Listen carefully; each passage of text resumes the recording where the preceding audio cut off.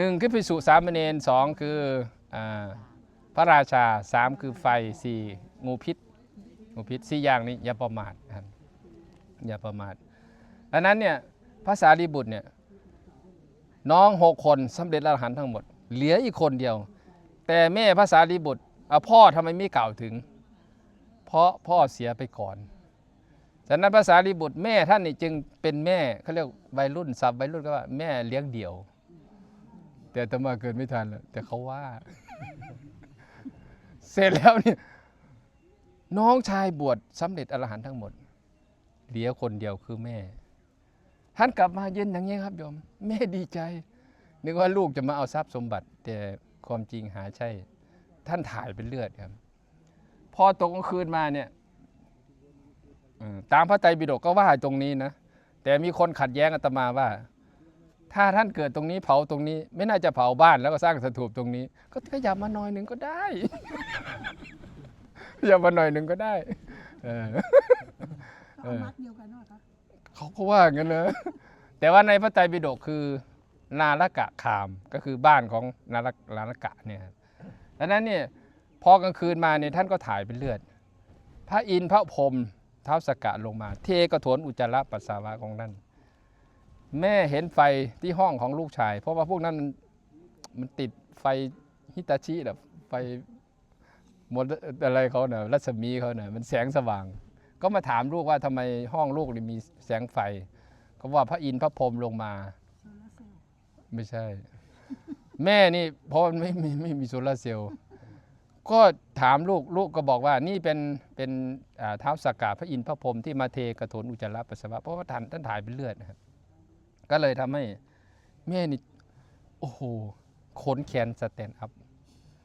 โอ้โหลูกชายนี่ทำไมขนาดลูกยังขนาดนี้แล้วพ่อไม่ใช่พระพุทธเจ้า พระพุทธเจ้าจะยิ่งใหญ่ขนาดไหน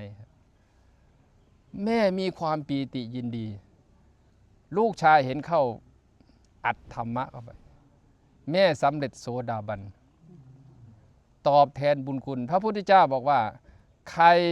ตอบแทนบุญคุณพ่อแม่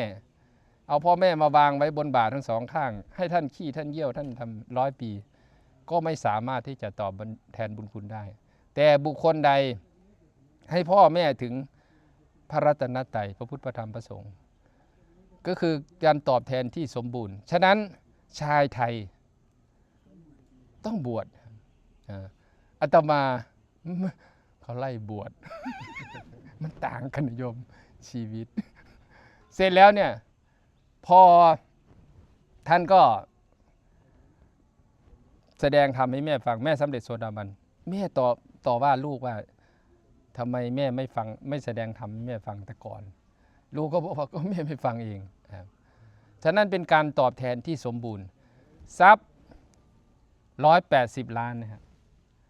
ก็เลยสละสร้างเป็นบำรุงพระพุทธศาสนาสร้างสถูปทางนี้ขวามือนี่ของพระสารีบุตรทางซ้ายมือก็พระโมคคัลลานะสร้างสถูปไว้แล้วก็พระสารีบุตรนิพพานวันลอยกระทงวันเพ็ญเดือน12หลังจากนั้นมา15 วันแรม15 ค่ำพระโมคคัลลานะนิพพานอยู่ที่ถ้ำกาลศิลาโดยมีโจรทุบใครอยากจะดูก็อีกแล้วท่านดร.บุญมีกาลศิลาเป็นที่สำคัญที่ท่านนิพพานตรงนั้นครับหลังจากนั้นมาอีก6 เดือน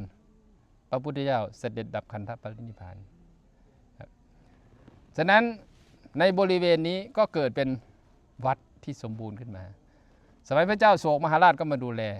พศ400พระราชา4 คนสร้างวัดแข่งกันคนละ 1,000 ไร่พศ600รวม 4,000 ไร่เป็นมหาลัยนาลันทา 1,100 พระถังซัมจั๋งมาอยู่นำคัมภีร์พุทธศาสนาไปที่วัดม้าขาวพศ1,800บักกีขันจีศาสนาอย่างว่าเข้าโจมตีทำลายพระสงฆ์20,000 กว่ารูปมรณภาพ 1,900 สังฆราจารย์เขียนคัมภีร์ คัมภีร์ภควตารดึงพระพุทธเจ้าเป็นอวตารที่9ครับอันนี้ต้อง